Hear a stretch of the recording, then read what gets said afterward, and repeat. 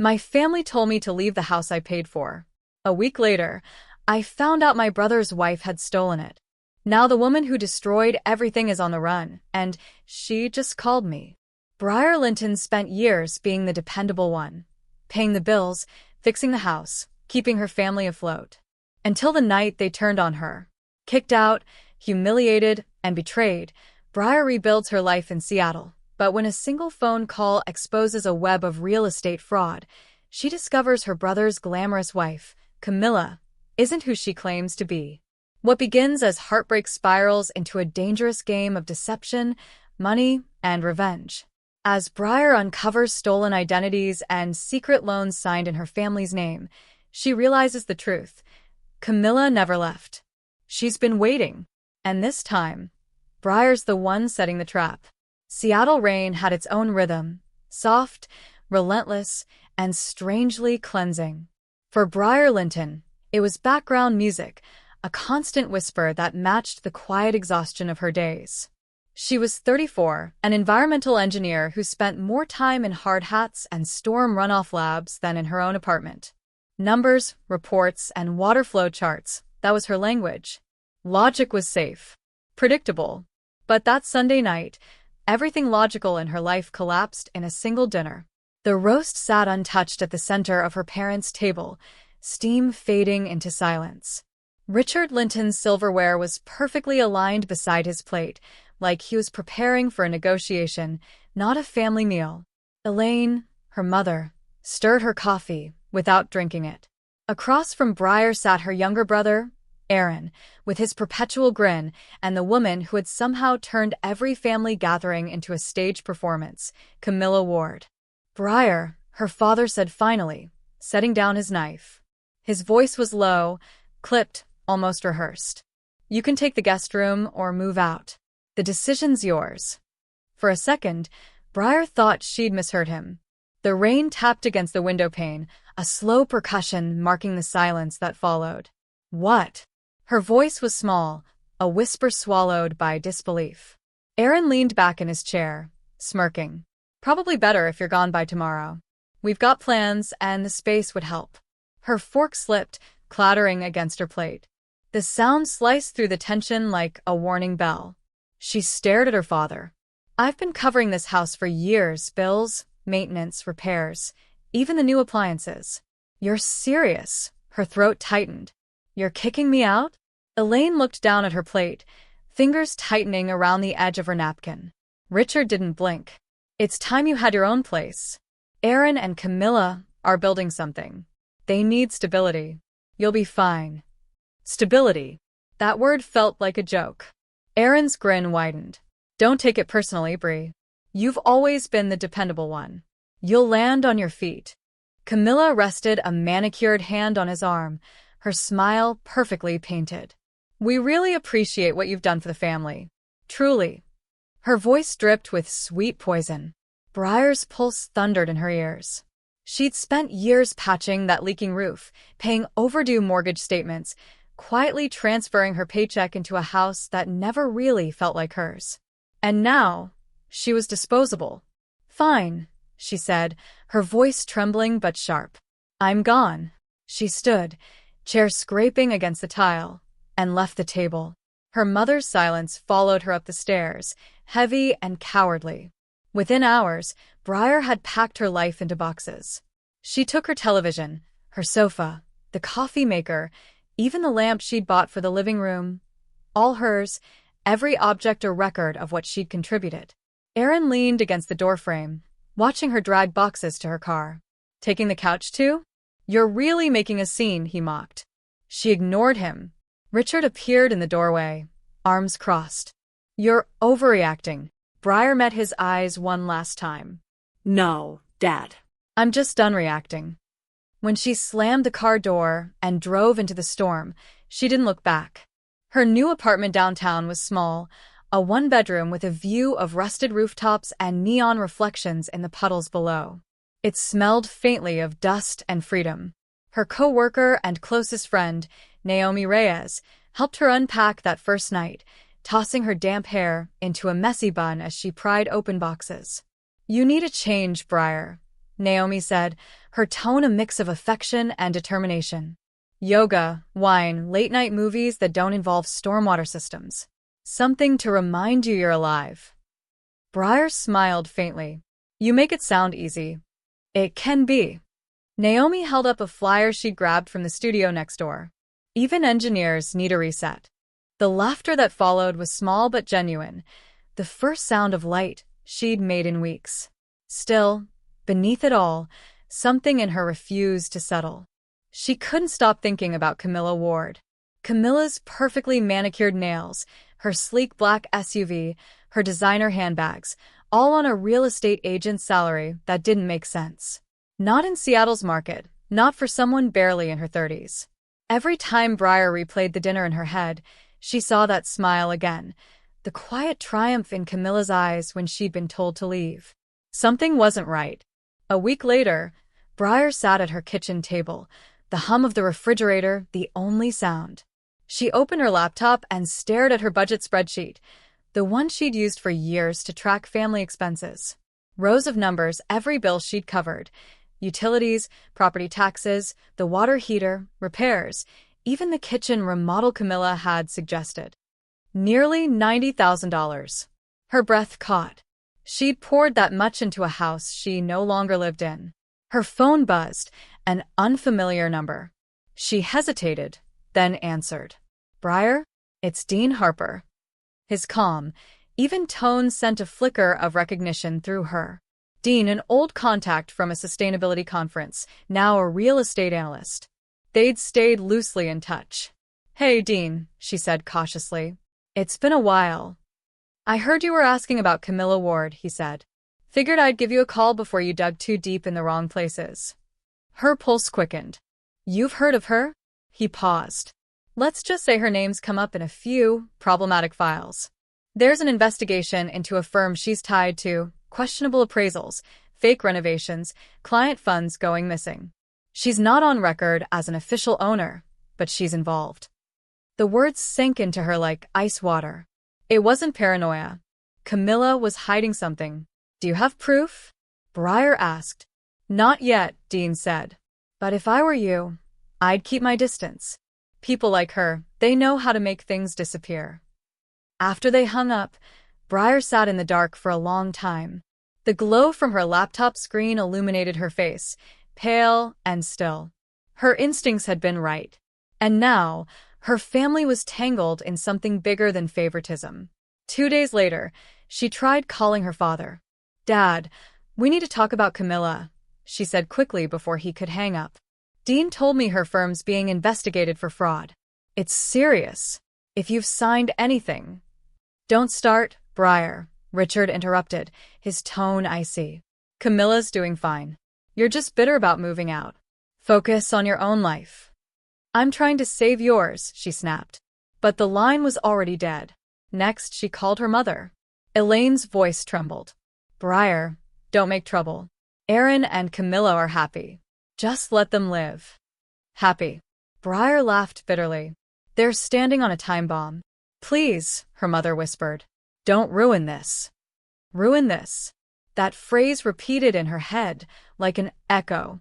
Her mother had always mistaken silence for peace. Briar began digging quietly. She reached out to a former client, a real estate lawyer, who confirmed everything Dean had hinted at. Camilla's agency was under scrutiny for laundering money through inflated property sales. Several properties had been purchased under fake names, flipped, and resold to unsuspecting buyers. Every clue pointed to one conclusion. Camilla wasn't just lying, she was orchestrating something dangerous. Then came the message from Mrs. Avery, a longtime family friend. Briar, I need to see you. It's about Camilla, the note said. They met in a dim corner of a Pike Place cafe, steam rising from their mugs as the rain streaked the windows. Camilla Ward, Mrs. Avery said quietly, wasn't always Camilla Ward. Years ago, she worked for a firm in Portland under another name, Millie Warner. The company went down in a fraud scandal. She disappeared before charges were filed. Briar's stomach twisted. How do you know this? She asked. I was one of the clients they stole from, Mrs. Avery said. I lost everything. When I saw her photo in your mother's Facebook post last month, I almost didn't believe it. Briar's hands trembled around her cup. She's living in my parents' house. Mrs. Avery's expression hardened. Then she's not done yet. That night, Briar couldn't sleep. She pulled out her laptop, accessing the public property database. Her heart raced as she scanned the latest filings for the Linton home. Then she saw it. A second mortgage, signed by Richard Linton and Camilla Ward. Issued just 3 weeks ago. The lender, a shell company registered to an address in Portland, the same city Mrs. Avery had mentioned. Her worst fears solidified. Camilla had leveraged her family's home as collateral for fraudulent loan. Briar called Dean immediately, breathless. I found a mortgage record, 6 figures, signed by my father and Camilla. It's tied to a fake company. Dean cursed under his breath. Briar, that's serious. Send me the documents.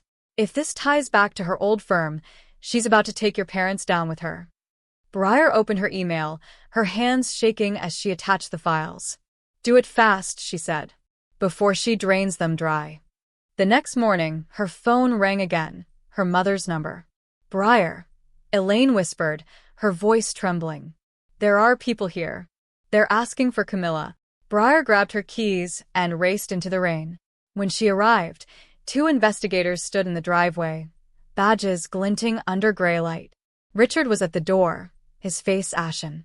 Aaron paced behind him, his phone pressed to his ear.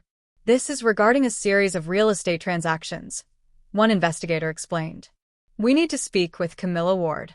She's linked to forged documents and misappropriated funds. Briar stayed silent, her heart hammering. Aaron turned to his mother, eyes wide. She's lying. Mom, tell me she's lying. The investigators handed Richard a folder. She used your home as collateral. We'll need to verify the signatures. As they left, headlights flared across the street, Camilla's black SUV pulling up slowly. Briar stepped off the porch and into the rain. Camilla froze when she saw her. Going somewhere? Briar called, her voice low, steady. Camilla's eyes flickered, calculating.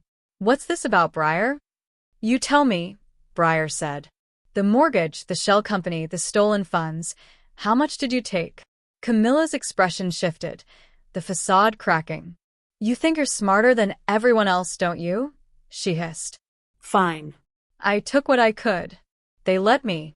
Your father signed. Your brother didn't even read the papers. Briar's phone was already recording in her pocket. You used them, Briar said softly. Camilla smirked, rain sliding down her cheek. They trusted me. That's on them.